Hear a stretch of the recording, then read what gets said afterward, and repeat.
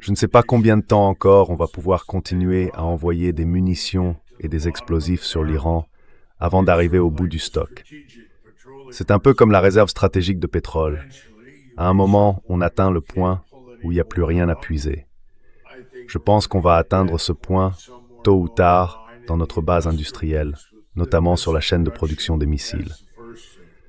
Ça, c'est la première chose. Ensuite, sur ce qu'on peut faire d'autre.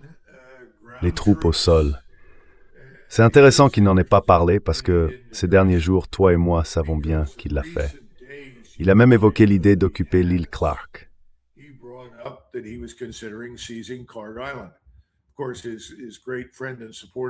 Bien sûr, son grand ami et soutien, Lindsey Graham, a réagi tout de suite en disant « Ah oui, il faut absolument faire ça, c'est la clé ». On a entendu le général Wes Clark, que je considère d'habitude comme quelqu'un de très intelligent et réfléchi, se rallier à cette idée et dire « Oui, on va frapper l'île Clark, c'est la clé du succès ». Je n'ai vu aucune preuve que ça changerait quoi que ce soit, mais c'est ce qu'il a dit. Et puis, pour finir, ce grand homme, le général Mackenzie, l'architecte du retrait d'Afghanistan, s'est lui aussi rallié à cette position en disant « Oui, il faut s'emparer de l'île de Khan. Il faut poser le pied sur le sol iranien et la garder comme monnaie d'échange. »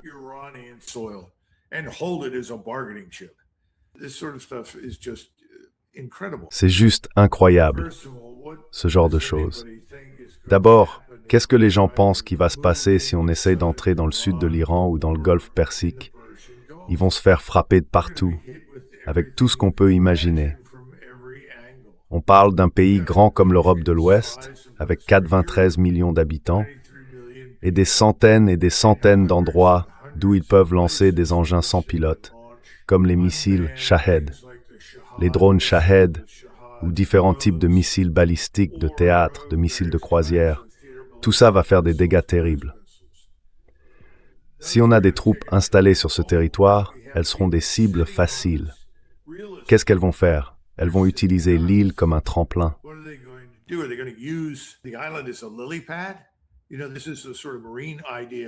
Vous savez, c'est un peu l'idée des marines pour le Pacifique.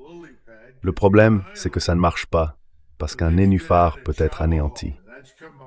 Mais ensuite, on descend à Chabahar. Ce sujet est aussi revenu dans les discussions. Bon, prenons Chabahar. C'est une ville.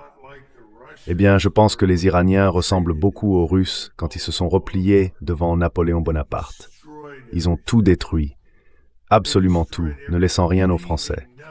Ils ont essayé de faire la même chose pendant la Seconde Guerre mondiale, quand les Allemands ont avancé en Union soviétique. Les Soviétiques l'ont fait, mais pas aussi efficacement que le Tsar à l'époque. Mais ce que je veux dire, c'est pourquoi les Iraniens resteraient-ils là à dire « D'accord, très bien, négocions maintenant ».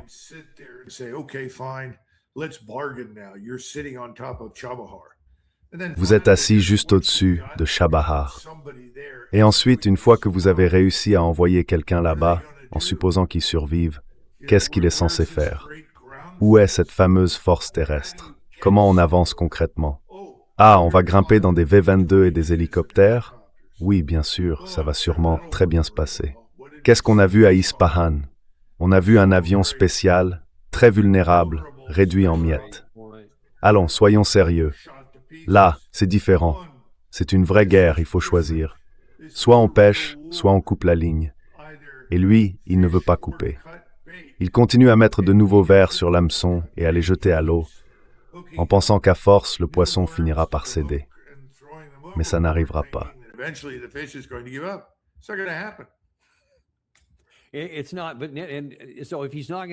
Non.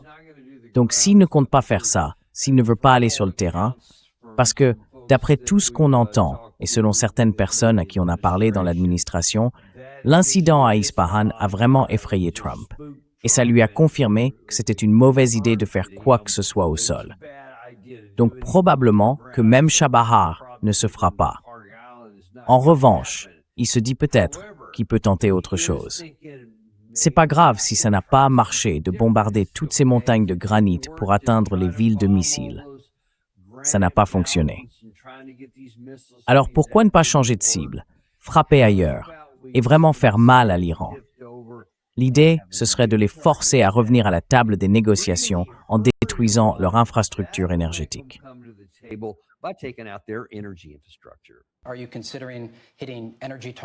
Est-ce que vous envisagez de frapper des cibles énergétiques ou d'autres sites à l'intérieur de l'Iran?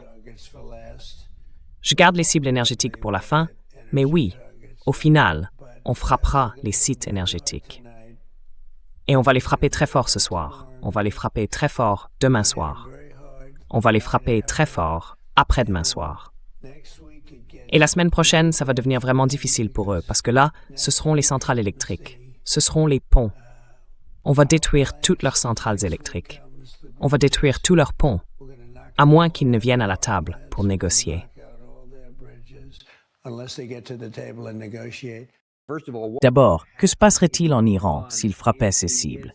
Et comment l'Iran réagirait-il en représailles? Eh bien, Dan, il faut affronter la réalité. C'est en fait ce que le général Keane et d'autres comme lui défendent. Autrement dit, terminer le travail. Mais terminer le travail, au fond, c'est retomber dans la barbarie, redescendre au Moyen-Âge. Ça veut dire mettre l'ennemi à genoux. C'est vraiment ce qu'ils veulent dire. Et pour y arriver, dans leur logique, il faudrait tout détruire. Pas seulement les infrastructures pétrolières, mais aussi, et surtout, les usines de dessalement. C'est comme ça, selon eux, qu'on met un pays à genoux. Alors, pourquoi est-ce que ça a peu de chances de fonctionner?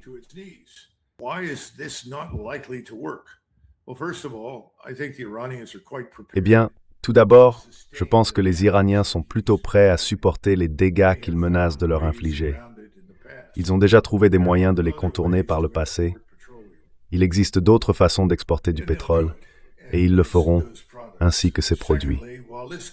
Ensuite, pendant que tout cela se déroule, le président Trump, lui, cherche un peu à flatter son ego et à retarder l'inévitable aveu d'échec. Et pour que tout cela se termine, il faudra bien qu'il dise, franchement, écoutez, ça n'a pas marché, il faut qu'on se retire. Mais il ne veut pas le faire. Son ego ne lui permet pas une chose pareille. Résultat, le reste du monde regarde la situation et se dit, on est fichu. On va droit vers une dépression mondiale, et c'est bien là qu'on se dirige.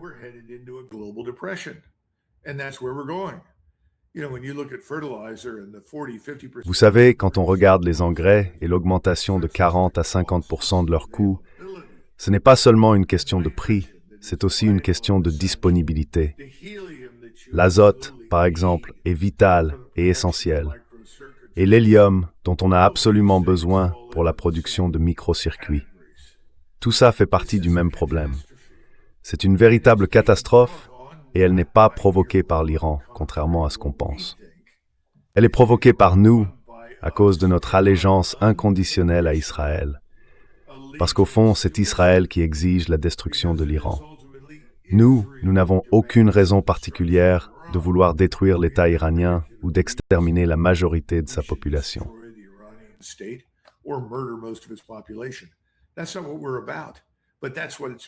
n'est pas ce que nous défendons, mais c'est ce que c'est devenu. C'est exactement ce que vous décrivez. Et c'est pour ça que je parle d'une rechute dans la barbarie. Alors que vont faire les Iraniens? Eh bien, que feriez-vous à leur place?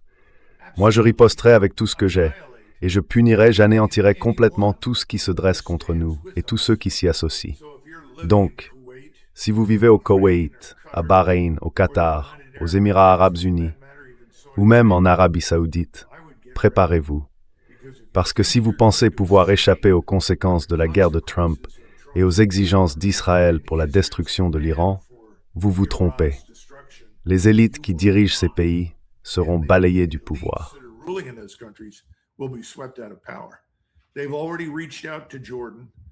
Ils ont déjà pris contact avec la Jordanie et je suis sûr qu'il leur reste des milliers d'armes et de missiles qu'ils finiront par utiliser contre Israël. Et il n'y a pas grand-chose que nous puissions faire. On ne peut pas arrêter ça. On en a déjà parlé. Notre technologie, comme l'ont souligné Ted Postol et d'autres, n'a pas encore atteint le niveau qui permettrait de protéger efficacement ces zones. La décision la plus sensée, la plus lucide, ce serait de reconnaître les limites de notre puissance de voir l'inutilité de tout ça et de dire « ça suffit, plus maintenant ». Nous te souhaitons le meilleur, Israël, mais nous ne pouvons pas continuer cette campagne. Mais je ne pense pas que ça arrive de sitôt. Et vous?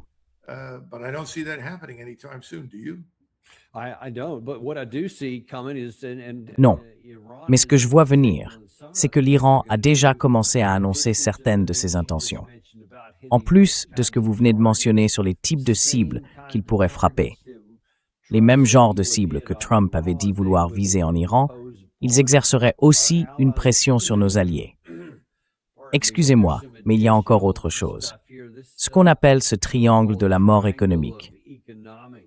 Si l'Iran fait plus que simplement fermer le détroit d'Ormuz, parce qu'ils ont maintenant aussi bloqué Fajr, eh bien ça ajoute une tension supplémentaire sur l'approvisionnement en pétrole en ce moment.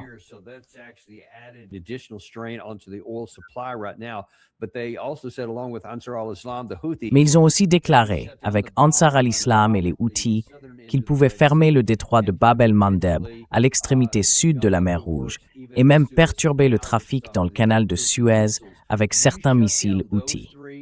Si ces 3 points-là sont bloqués en réaction à ce que faisait le président Trump, comment éviter une récession à court terme, voire une dépression dans un avenir pas si lointain?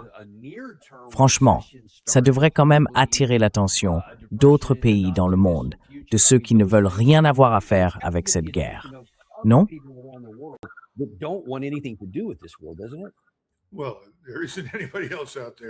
Eh bien, il n'y a personne d'autre qui veuille avoir quoi que ce soit à faire avec cette guerre.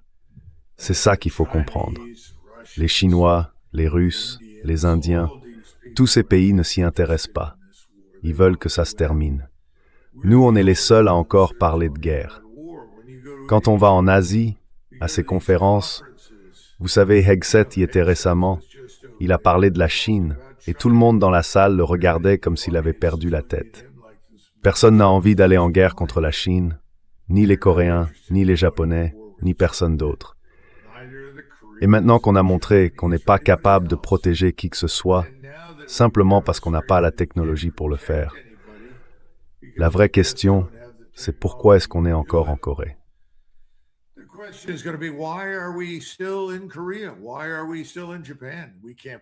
Pourquoi sommes-nous encore au Japon? On ne peut protéger personne. Et si on ne peut protéger personne, alors on devient un aimant à problème. On devient un catalyseur de conflits. Le plus triste, c'est que le président Trump avait compris ça instinctivement pendant son premier mandat. Il réfléchissait dans la bonne direction. Mais vous savez, si on n'a pas une base solide de connaissances et de compréhension, on peut facilement se laisser convaincre d'abandonner des idées sensées pour des idées qui ne le sont pas. Il n'y a rien de solide sur quoi appuyer ces décisions. Et je pense que c'est son plus grand problème. En ce moment, il avance en forçant le passage, en espérant qu'il se passe quelque chose, qu'un événement vienne tout bouleverser. L'idée que le canal de Suez puisse être fermé, ce n'est pas nouveau.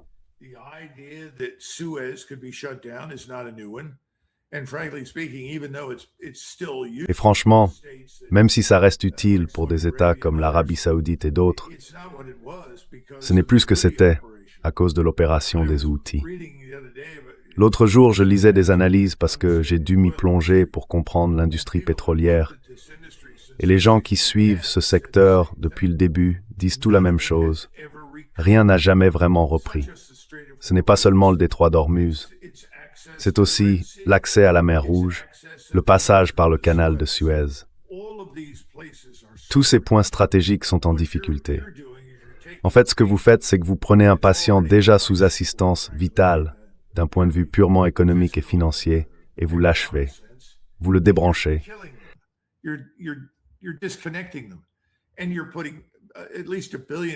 Et là, vous mettez au moins 1 milliard de personnes, peut-être plus, en grand danger sur cette planète. Vous rendez la famine inévitable. Vous bloquez l'acheminement de la nourriture.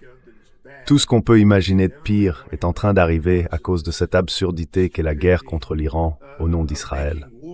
Voilà. Et il faut que ça s'arrête. Plus vite ça s'arrêtera, mieux nous nous porterons tous. Notre monde ne va pas disparaître. Et des armées de radicaux islamistes ne vont pas marcher sur les États-Unis.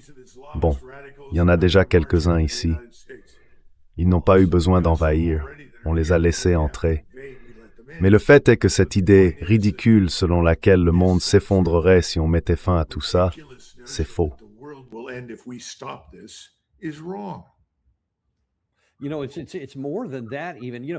Tu sais, c'est même plus que ça. Ce que tu as dit, c'est la question morale qui devrait vraiment nous mobiliser. Parce que si on continue sur la voie que le président Trump vient de tracer, surtout avec ce qu'il a dit, et on a un peu l'impression qu'il a un plan pour que tout ça s'intensifie la semaine prochaine, avec des cibles de ce genre qui entraîneraient des représailles du même type, eh bien, si on se soucie simplement de l'humanité, si on réagit comme une personne normale, on se dit, bon, c'est absurde, ne faisons pas ça, des gens pourraient mourir. Donc, le président Trump ne semble pas vraiment motivé par ce qui pourrait arriver aux autres. En revanche, il se mobilise quand il s'agit de ce qui se passe ici à cause des conséquences politiques.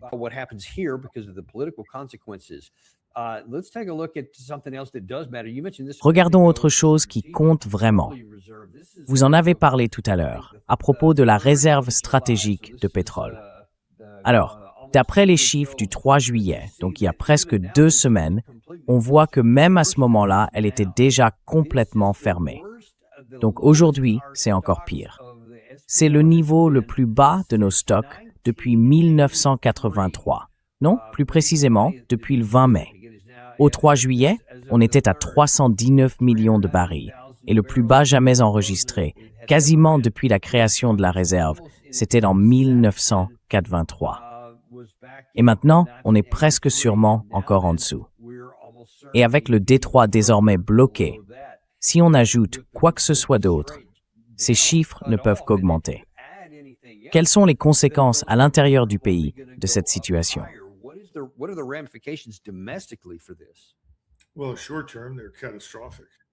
À court terme, c'est catastrophique. Les gens ne vont pas seulement voir les prix grimper à la pompe. Tout va devenir plus cher, parce qu'on sait bien que le pétrole est au cœur de tout ce qui fait fonctionner notre civilisation moderne. Il alimente les camions, il permet la fabrication des emballages, des plastiques. On pourrait continuer longtemps dans. Donc oui, c'est catastrophique. La vraie question, c'est, est-ce qu'on a complètement arrêté d'exporter du brut? Est-ce qu'on a cessé d'exporter des produits raffinés, comme l'essence ou le diesel? Je ne sais pas.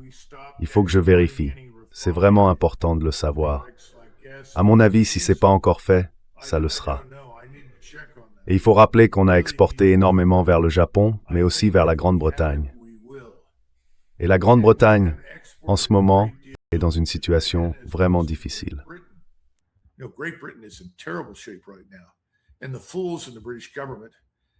Et les imbéciles du gouvernement britannique ont interdit toute nouvelle exploration et tout nouveau forage en mer du Nord, alors qu'ils savent très bien qu'au large de l'Écosse, il y a d'énormes réserves de pétrole. Ça aurait dû être exploité depuis longtemps. Ils n'ont pas cru nécessaire de se constituer une marge de sécurité. Il n'y avait aucune conscience du besoin de se protéger contre une insécurité qui peut surgir de façon imprévisible. Donc ce n'est pas seulement nous, c'est aussi l'Europe et surtout la Grande-Bretagne. L'Allemagne est presque au plus bas, la France n'est pas très loin derrière, sauf que les Français au moins ont eu la sagesse de maintenir leur capacité nucléaire, et ça les a beaucoup aidés. Mais je pense qu'on va assister à beaucoup de bouleversements, surtout en Europe de l'Ouest, à mesure que tout cela, tout ce dont vous et moi parlons, commencera à produire ses effets.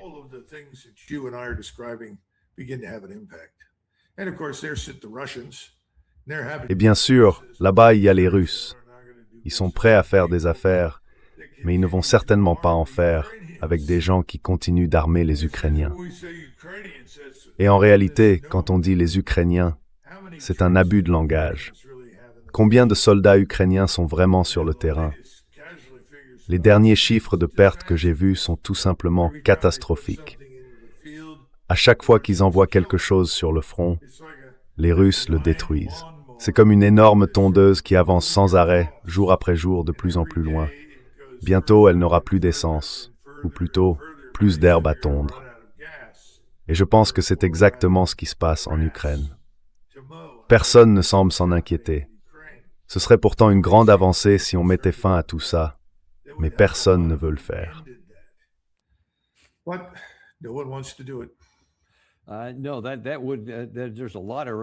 Non, ça il y aurait beaucoup de conséquences à ça. Ces deux éléments ont clairement une continuité entre eux, et tout ça exerce une pression négative sur nos perspectives économiques futures. Je vais revenir à la partie sur l'Ukraine dans un instant. Mais avant ça, il y a un dernier point que je veux examiner, qui pourrait aussi motiver le président Trump. C'est la situation intérieure liée à ses résultats politiques. Il y a un autre aspect, c'est sa vie personnelle. La semaine dernière, il a publié sur Truth Social qu'il avait donné des instructions disant que s'il était assassiné, 1000 missiles s'abattraient sur l'Iran et détruiraient tout, que ça rayerait le pays de la carte, ce genre de choses. Il a dit que si quelque chose lui arrivait, les ordres étaient déjà donnés. Il le ferait. Et puis aujourd'hui, enfin, c'est tout récent, certaines de ses inquiétudes. Pardon, non, je me trompe de passage.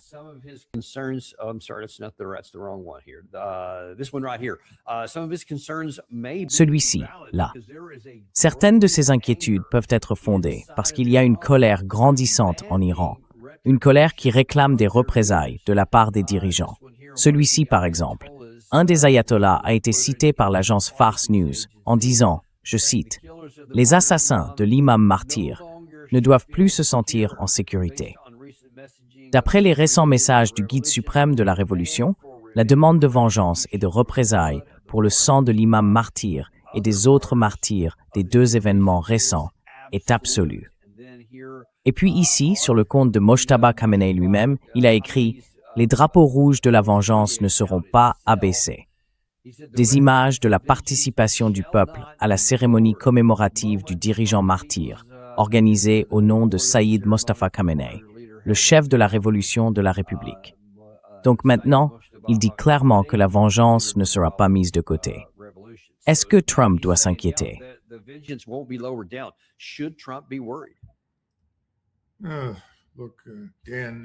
Écoute, Dan, c'est frustrant pour moi parce que tu te souviens quand on était dans le Golfe, il y a eu cet échange entre le général Franks, qui commandait le 7e corps, et, je crois, 3 ou 4 sous-officiers.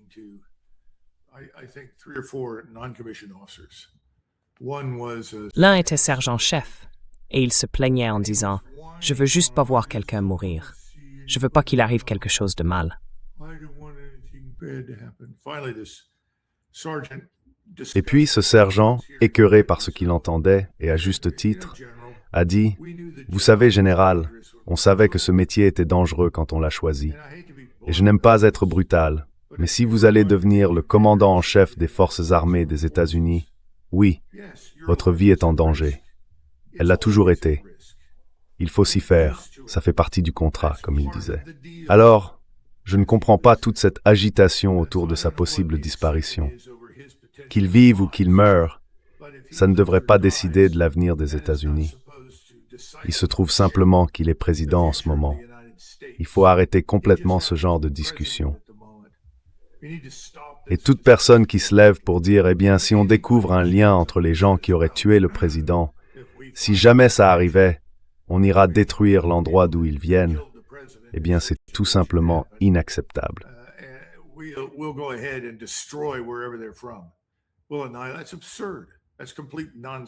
C'est absurde. C'est complètement insensé. Et ça pousse à faire des choses stupides. Le pire exemple qui me vient tout de suite à l'esprit, c'est l'assassinat de l'archiduc d'Autriche, le prince héritier, celui qui devait remplacer l'empereur. Il n'y avait aucune raison d'envahir la Serbie. Envahir la Serbie n'allait rien changer. Ça n'allait certainement pas ramener qui que ce soit à la vie. Et punir toute une population n'allait pas les rendre plus favorables. C'est juste idiot. Il faut qu'on sorte de cette logique. Et Trump, lui, est complètement déconnecté de la réalité. Je ne pense pas que ce soit une révélation pour qui que ce soit, mais c'est bien le cas. Et franchement, son ego a atteint un niveau d'irrationalité inédit. Je suis très mal à l'aise d'en parler. Je pense qu'on ferait mieux de se taire là-dessus.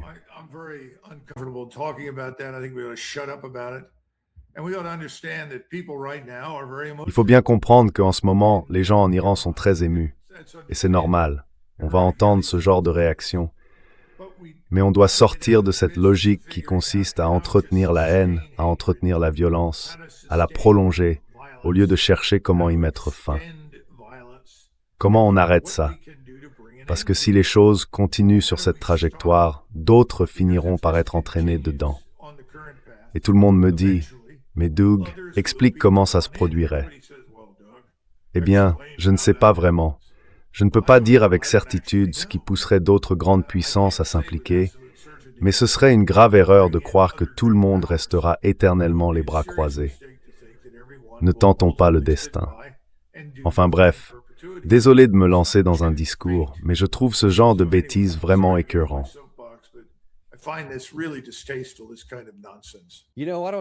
Vous savez, je ne cherche pas à vous convaincre d'acheter de l'or, ni à vous dire comment gérer votre portefeuille d'actions. Mais il y a une façon de nous aider. Abonnez-vous, mettez un j'aime et partagez ça avec quelqu'un que vous aimez.